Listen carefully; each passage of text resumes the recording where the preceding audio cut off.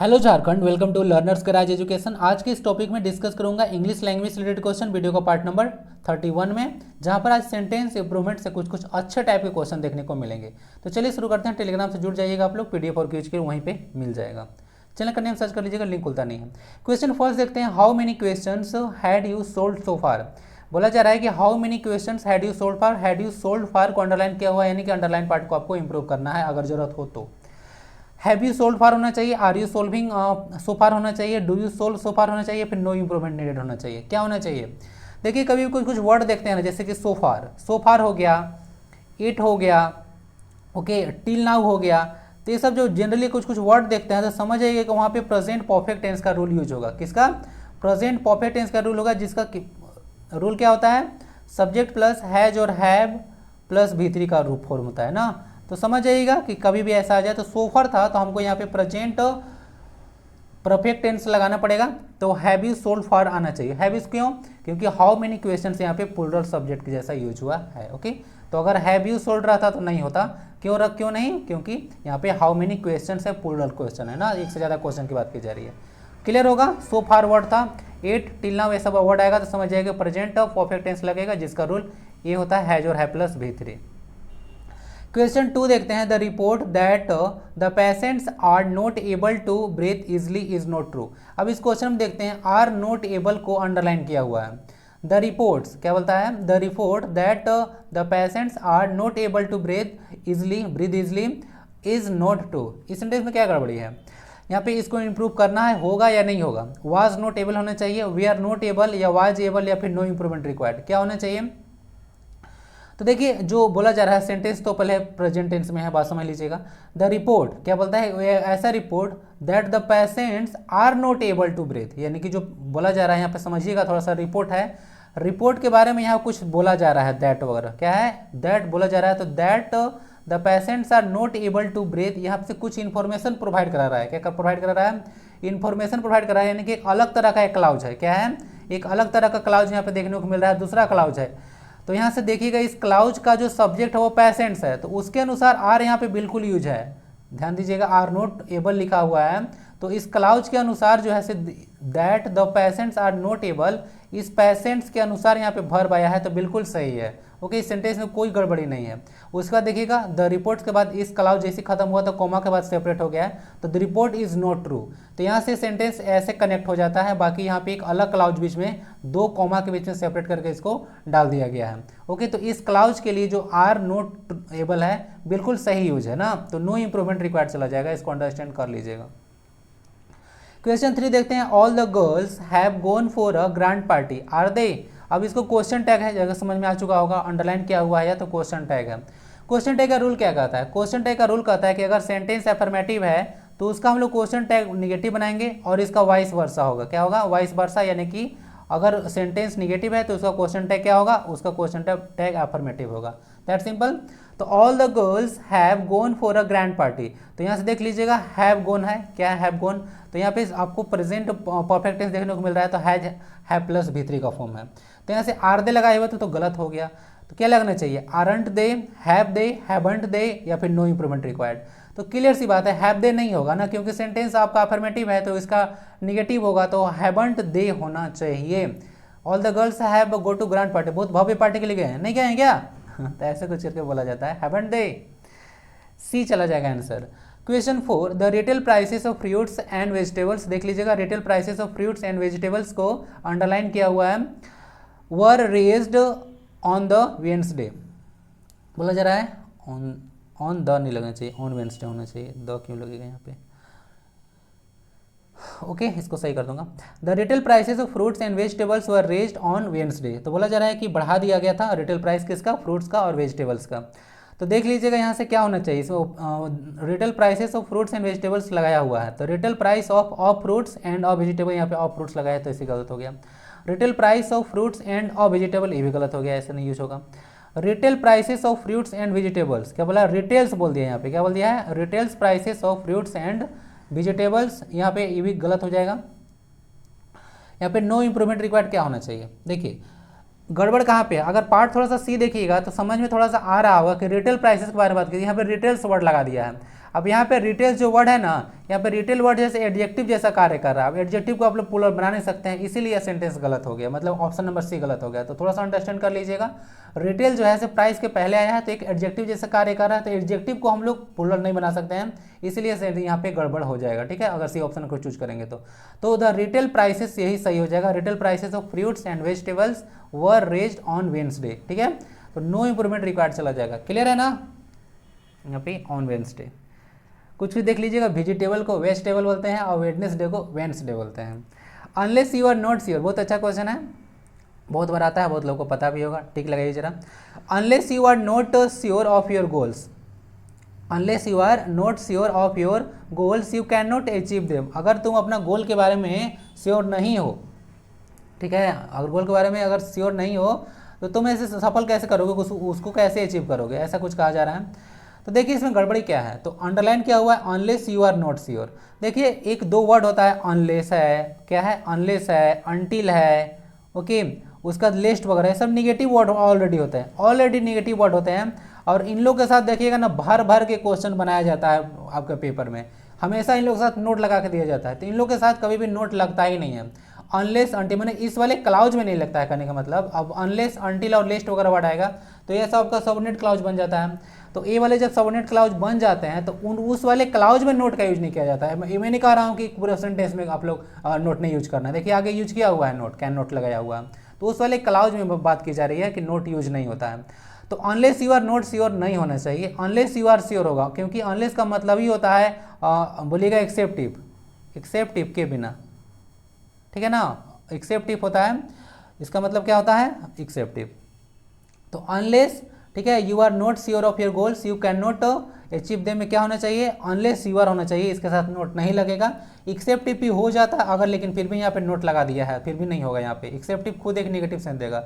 ये अनलेस का मतलब ही होता है एक्सेप्टिव, तो इसके साथ नोट लगा के देगा तो नहीं होगा, अगर नोट नहीं रहता तो ऑप्शन हो जाता है, इसीलिए हम लोग सी को इसको टिक लगाएंगे। क्लियर है ना, थोड़ा सा बात रख लीजिएगा। अनलेस का उपयोग जो यूज है आप लोग कंडीशन के लिए करते हैं, किसके लिए, अनलेस का उपयोग आप लोग कंडीशन के लिए करते हैं।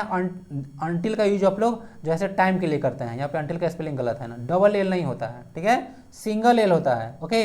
ऐसे कौन मिस्टेक होता है जो लोग करते हैं, ओके, देखिए मैं भी डबल एल लिख दिया, आदत होता है टिल टिल लिखने का, तो सिंगल एल होता है। लिस्ट का मतलब होता है कहीं ऐसा ना हो जाए कि, और इसके साथ जो है ना जो वर्ब आता है, मतलब हेल्पिंग वर्ब, वो हमेशा शुड आता है, याद रख लीजिएगा, इस पर भर भर के क्वेश्चन बनाया जाता है, समझ गए। अनलेस अनटिल का यूज समझ गए होंगे, कंडीशन के लिए यूज होता है। अनटिल जो है से आपको टाइम को शो करता है, ओके, जब तक कि नहीं के सेंस में, और टिल जब तक का सेंस यूज करता है, वो पॉजिटिव सेंस में यूज होता है। और लिस्ट मतलब होता है कहीं ऐसा ना हो जाए कि इसके बाद हमेशा शुड आता है, और इसके साथ भी नोट नहीं लगता है, तीनों निगेटिव वर्ड है ऑलरेडी, याद रख लीजिएगा, ऑप्शन सी चला गया। द मेडिकल रिप्रेजेंटेटिव, जिसको शॉर्ट में आप लोग एमआर बोलते हैं, the medical representative was oblige to dispense to the service of his manager. इसको बताना है कहाँ गड़बड़ी है, आपको डिस्पेंस के साथ टू द सर्विस को लगाया गया है, तो क्या लगना चाहिए, by the services, away the service, with the services, या फिर नो इम्प्रूवमेंट रिक्वायर्ड, क्या होना चाहिए। तो देखिए इसमें से आपको सीधे सीधे पता होना चाहिए कि डिस्पेंस के साथ प्रिविशन लगता क्या है। तो देखिए डिस्पेंस के साथ प्रिविशन आपका विथ आता है, क्या आता है, डिस्पेंस के साथ प्रिविशन विद आएगा, तो dispense with the services of his manager चला जाएगा। आपको करेक्ट प्रीपोजिशन का यूज पता होना चाहिए, ओके। डिस्पेंस विद मतलब होता है क्या करना, कुछ प्रोवाइड वगैरह कराना, एक तरह का हेल्प वगैरह। The news of fire in the town were broadcasted by almost every news channel. बोला जा रहा है जो न्यूज ऑफ फायर था, क्या था, न्यूज ऑफ फायर था टाउन में, वह ब्रॉडकास्ट किया गया लगभग सभी चैनल के द्वारा। तो क्या होना चाहिए, ये तो थोड़ा सेंटेंस का देख लीजिएगा, पास्ट टेंस में लग रहा है ना, जो मतलब जो इस सेंटेंस का रेफरेंस पास्ट टेंस में है। तो the news of the fire in the town was were broadcasted होगा, या फिर आर ब्रॉडकास्टेड होना चाहिए, वाज ब्रॉडकास्ट होना चाहिए, इज ब्रॉडकास्टेड होना चाहिए, फिर आर ब्रॉडकास्ट होना चाहिए। सेंटेंस पास्ट में है तो क्या होना चाहिए, सेंटेंस पास्ट में है तो वेयर ब्रॉडकास्ट होना चाहिए या फिर वाज ब्रॉडकास्ट होना चाहिए, बाकी तो प्रेजेंट टेंस में है यहाँ पे। देखिए कभी भी याद रख लीजिए, ब्रॉडकास्ट जो होता है ना, ब्रॉडकास्ट जो आप लोग देख रहे हैं, ब्रॉडकास्ट मतलब क्या होता है, प्रसारित करना ना, तो ब्रॉडकास्ट का आप लोग प्रेजेंट टेंस या V1 और V2 सेंस में हमेशा सेम फॉर्म में होता है। ब्रॉडकास्ट मतलब होता है प्रसारित करना, तो V1 V2 इसका सेम होता है ना, इसीलिए थोड़ा सा गड़बड़ करके यहाँ से देता है आपको। अब यहाँ पे V3 4 में भी सेंस होगा पास्ट टेंस में, ओके। तो V1 यहाँ पे देख लीजिएगा, सेंटेंस पैसिव वॉइस में है, वर्ब ब्रॉडकास्टर लगाया गया है, तो पैसिव सेंटेंस है, तो पैसिव में V3 तो आता है, ओके, वाज वेयर के बाद V3 है, तो V1 V2 V3 में हर एक जो फॉर्म होता है वह सेम होता है ब्रॉडकास्ट का, इसीलिए आप लोग इसको गड़बड़ कर देते हैं, वर्ब ब्रॉडकास्टेड नहीं होगा, वाज ब्रॉडकास्ट होगा ओनली। क्लियर है ना भाई?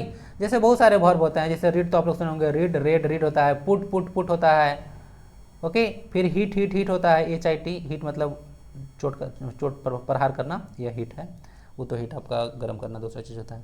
तो बहुत सारे ऐसे वर्ब होते हैं, देख लीजिएगा, इस सब फंसाया जाता है, पुटेट पुटेट करके दे देगा, हीटेड दे देगा कहीं पे, ओके। चलिए तो समझ गए, तो क्या हो गया, वाज ब्रॉडकास्ट सही होगा, सेंटेंस पास्ट का रेफरेंस दे रहा था, सिंपल पास्ट का, तो लगा दिए। It is I who am responsible for the success of many students in JSS CGL exam 2022, तो यह मैं हूँ जो कि रिस्पॉन्सिबल हूँ किसके लिए, JCGL एग्जाम 2022 में बहुत लोगों का सिलेक्शन हो, उसके लिए रिस्पॉन्सिबल हूँ, एक सेंटेंस है। तो इसमें क्या गड़बड़ी है देखते हैं। It is I who am को अंडरलाइन किया हुआ है, क्या होना चाहिए, it is I who is, it is me who is, it is me that is, क्या लगना चाहिए। देखिए इस सेंटेंस में जाएगा नो इम्प्रूवमेंट रिक्वायर्ड, क्यों भाई, क्योंकि इट इज़ आई, यहाँ पे इट वहाँ पे देख सकते हैं, इट इज़ आई, इंट्रोडक्शन करा रहा है कि यह मैं हूँ भाई, और उसके बाद हु है, क्या है, एक हु है, आप यहाँ से देख सकते हैं प्रोनाउन है, क्या है, एक प्रोनाउन यहाँ पे आया हुआ है जो कि आई के लिए आया है, इट इज़ आई हु, उसके बाद अब हु है से सही आया है, क्यों, क्योंकि पर्सन के लिए आई, देख लीजिए एक जो आई है आपका पर्सनल प्रोनाउन है, और हु भी पर्सन के लिए यूज होता है, तो यहाँ पे बिल्कुल सही है, तो हु के लिए आई के लिए हु आया है तो बिल्कुल सही है, और हु जो आया है यहाँ पे प्रोनाउन, उसके बाद एम देखिए बिल्कुल सही आया है, क्यों, क्योंकि देखिए जो हु जो यहाँ पे देखने को मिल रहा है प्रोनाउन, उसका एंटीसीडेंट आई है, तो जस्ट पहले तो जो वर्ब आएगा ना वो अपने जो एंटीसीडेंट है उसके जस्ट मतलब देखा जाता है कि एंटीसीडेंट के अकॉर्डिंग आता है, तो आई के साथ एम का यूज बिल्कुल सही है, कहीं पे कोई गड़बड़ी नहीं है सेंटेंस में।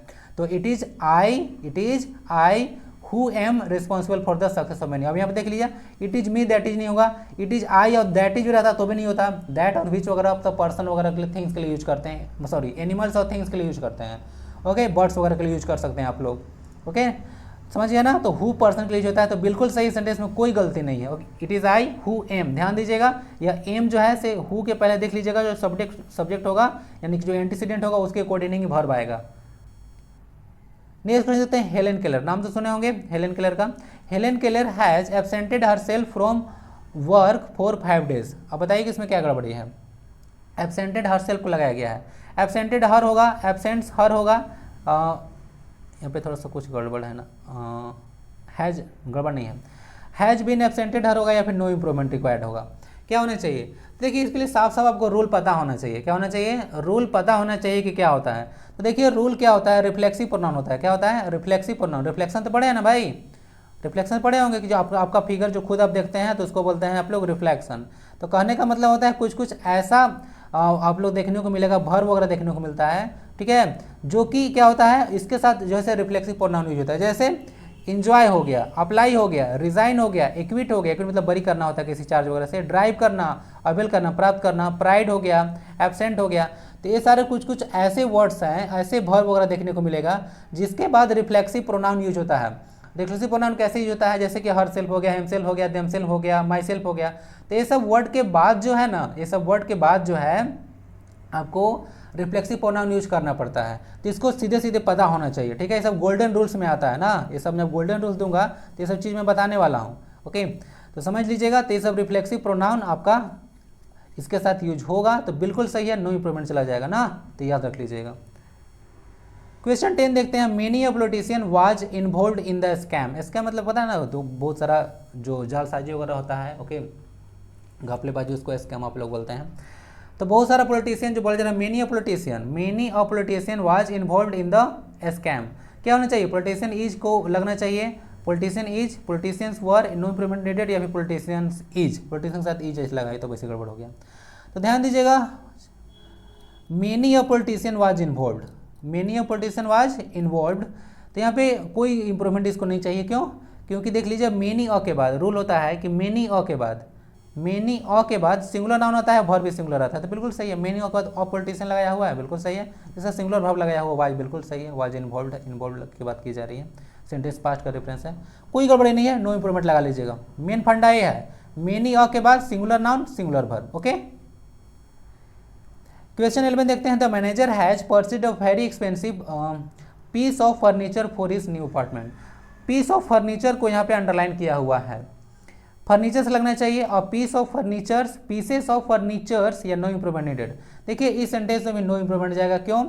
क्योंकि आप लोग कभी कभी देखते हैं फर्नीचर वगैरह, तो फर्नीचर सब अनकाउंटेबल नाउन के अंतर्गत आता है, और अनकाउंटेबल नाउन को आप लोग जनरली प्लूरल नहीं बनाते हैं। अगर उसको प्लूरल का सेंस देना होता है तो उसको अलग तरीका से हम लोग कुछ काम करते हैं, तो बताऊंगा। इसमें चला जाएगा नो इम्प्रूवमेंट रिक्वायर्ड। ओके, चलिए जैसे देख लीजिएगा कुछ अनकाउंटेबल नाउन्स है, जैसे फर्नीचर बहुत ज़्यादा पूछा जाता है, मशीनरी हो गया, पॉटरी हो गया, इन्फॉर्मेशन हो गया, वर्क हो गया, ब्रेड हो गया। ये सारे कुछ ऐसे नाउन है, ओके, जिसका आप लोग प्लूरल नहीं बनाते हैं। न्यूज वगैरह भी हो जाता है, ओके, तो ये सब आता है आपके, जिसको आप लोग प्लूरल नहीं बना सकते हैं। ओके, न्यूज वगैरह तो मत लीजिएगा, वो सिंगुलर में आता है ना, सिंगुलर नाउन में आता है वो सब, या अनकाउंटेबल नाउन में आता है।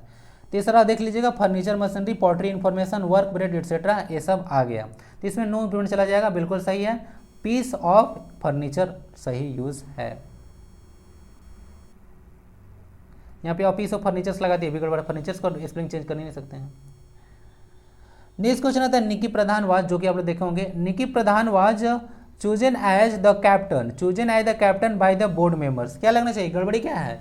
सिर्फ चूज लगाएं, चूजन लगाएं, सिर्फ चूज लगाएं, या फिर नो इम्प्रूवमेंट नीडेड जाएगा। तो देखिए इसमें चला जाएगा ऑप्शन नंबर बी, क्या होगा? The Nikki Pradhan was chosen as नहीं लगना चाहिए, ठीक है। क्यों?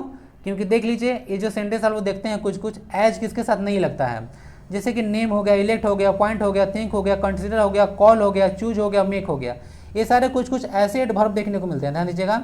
ये सब कुछ ऐसे एडवर्ब हैं जिसके साथ हमेशा से क्वेश्चन आपको ना एज लगा के देता है, तो एज नहीं होता है। जैसे ही वाज इलेक्टेड, एज नहीं होता, ही वाज इलेक्टेड कैप्टन, बस इतना ही लग जाएगा, he was elected something else. Okay, तो कुछ भी अगर इलेक्टेड उलेक्टेड होगा तो उसके साथ एज नहीं लगता है, इसको याद रखिएगा। क्वेश्चन इस पर भर के आता है, तो एज इसके साथ किसके नहीं लगता है? Named, he was named monitor in his class. Okay, तो ऐसे कुछ बोल सकते हैं। तो नेम्ड के साथ एज नहीं लगेगा, डायरेक्ट आता है। फिर इलेक्ट हो गया, पॉइंट हो गया, थिंक हो गया, कंसिडर हो गया, कॉल हो गया, चूज हो गया, मेक हो गया, ये सारे कुछ देख लीजिएगा। अब एज किसके साथ यूज होता है? जैसे रिगार्डेड एज हो गया, described as, defined as, treat as, views as, ठीक है, नोन एज। तो इस तरह से कुछ में एज लगता है।